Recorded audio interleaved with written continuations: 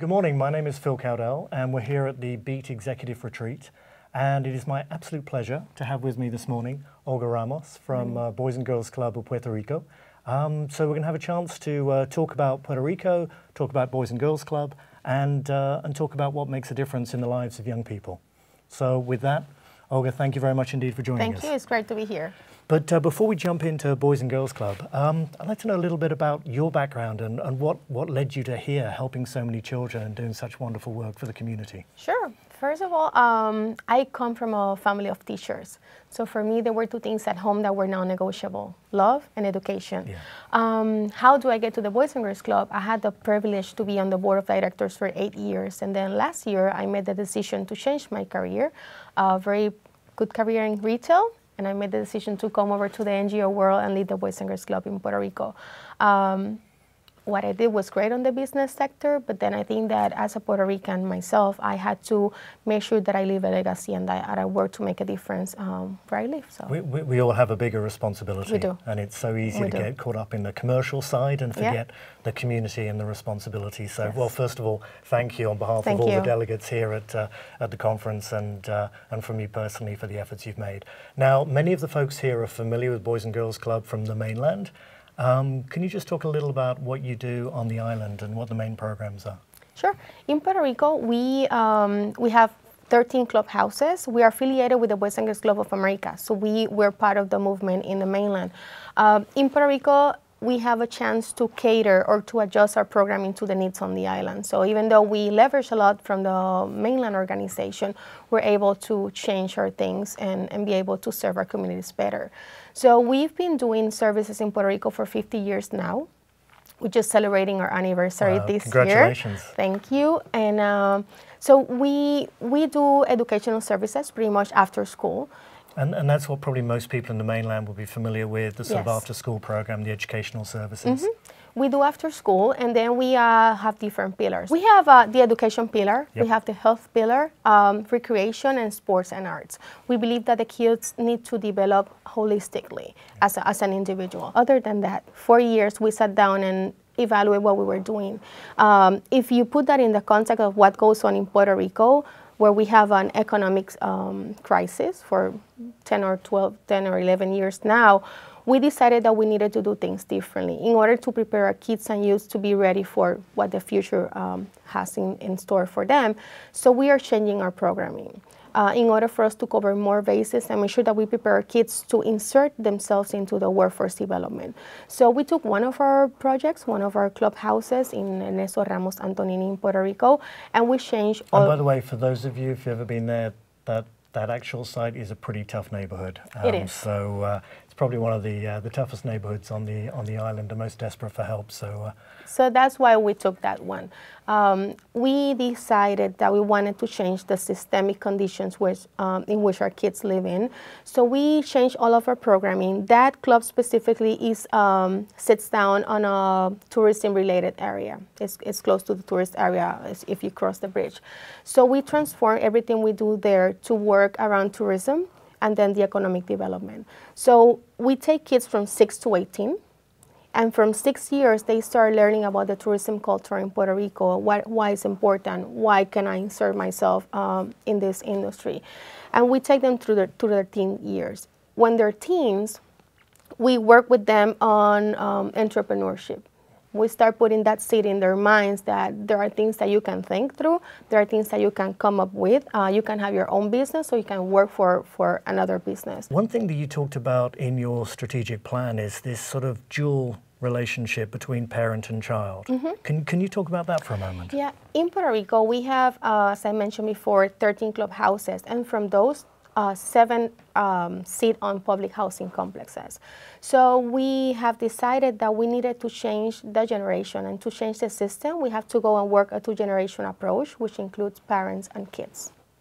So with the generations, what do you do as the programs for the parents? What are you doing for the kids? You talked about a new program you're doing as a residential program. Can you describe the residential program for me? Absolutely. We took one of our clubs and changed all of the programming to include our kids, our youth, and then the parents or guardians. So kids, youth, and parent/guardian. Yeah. And that parent/guardian's an issue, isn't it? because it's about home stability. It is. Yeah. It is about home stability and changing the conditions for the kids. Because the kids do not choose to live poor or to be born poor. They're born into a poor life, which is a big difference.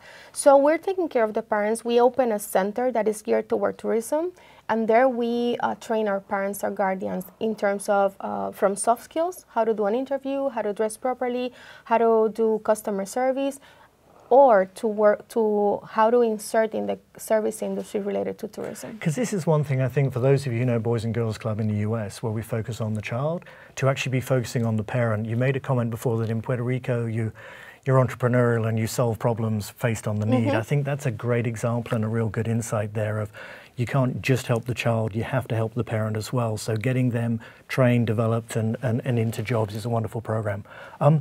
In terms of the children you help in the teen level and helping them with their education, you've had some interesting sort of opportunities that have opened up. There's a certain lady that went to to NASA. Can you share a little about that? We do have one of our ex-participants in NASA as we speak, wow, doing an internship. That's incredible. I remember as a board member, I had the opportunity to mentor her when she was getting ready to get out of high school.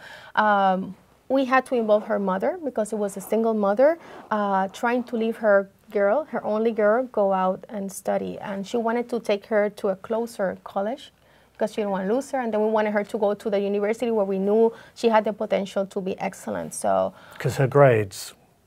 4.0 high school, 4.0 in the University of Mayagüez in engineering, chemical engineering. Wow. So we took her to Mayagüez. I mean, almost on top of her mother, but we were able to put her there. We helped her with housing, with money, with that guardianship that we knew that we had to provide because her mother was her main concern. And every summer she was able to get an internship elsewhere. So she's been from Harvard to Georgetown to Ohio State University. And recently we received a text from her saying that I've been accepted to NASA to an internship. And she sent it like it was the most normal thing in the world. It's incredible. Because honestly, post-Maria, the issues before Maria, the level of poverty in Puerto Rico, and sort of people see pictures on the news and they think, poor environment, the barrios, people in the campos up in the hills, what's really happening? But then you see like everyone has human potential. And so what you do, and maybe this is the fact that sort of coming from your background of teachers, is like, how do you bring out human potential? I think that's a wonderful example of it. But the return on human potential, talk about the return on this human potential. I think the return, if you see it from a business perspective, when you have an investment that returns 3 to 1, you invest $1, and from every dollar you invest, $3 come back to the local economy. For me, that's a no-brainer. I mean, in business, you don't find investments that give you 1 to 3 I'll take a 3 to 1 return in the current economy anytime. But that human capital, I think sometimes it sort of gets overlooked or doesn't get appreciated. So bringing that out and giving those people the potential is a wonderful thing. You have one program called the Maker Program. Training on entrepreneurial spirit. Can you talk a little about what you do with the Maker program? Yeah, the Project Makers program, it takes the kids from 6 to 18, and then from when they're very little, we do our curriculum based on why is the industry important, why is economic development important, and then we take you through the years where you can learn how to do your own business idea, how to develop that. So these kids are actually pitching business plans to investors? They are. You get them lined up like 14-year-olds out there making presentations? They do have pitch days, and we bring investors so they can see what they're doing. I've been in some of those pitch days, and when I hear the questions coming from the business side myself, there were times that I thought that they would not be able to answer, like from market analysis, landscape, competition. And when I hear 14, 15 years answering the questions that I will make a supplier myself, I was like, okay, this is working. So they get to pitch their idea, they get to find investors, they get to open their business, and then we kind of follow them through that process, so they're not alone. So we got Silicon Valley, Silicon Beach, we should have Silicon Island. We should. All these young, smart people here working out what is opportunity and how they can make a difference. So the dark days of the economy and the darker days when the storm hits, what do you think it looks like now? What's your view of the future and the resilience of the people of the island? I think there's hope. I mean, Puerto Ricans are resilient. The people in our communities that live under such bad conditions, they are resilient. So I see that there's a lot of hope, there's a lot of potential. Going back to your point of the human potential, there's a lot. There's just a need for people to look at that potential and make sure that we take it to the next level. Potential is always there. We've just got to bring it out. We need people like you, your organization, and the support that you get from your investors and corporate sponsors to help more of those children and give them the potential. But I love the way that there's this positive view to take human capital and make it into something that's meaningful for the child, but the parent, and also for the community. So it's a wonderful contribution. The Boys and Girls Club Puerto Rico are doing a fabulous job and inspiring not only the people on the island, but the people across the mainland around the world. So for that, Olga, for everything you and your team are doing and what you do every day, thank you so much. Thank you. Thank you.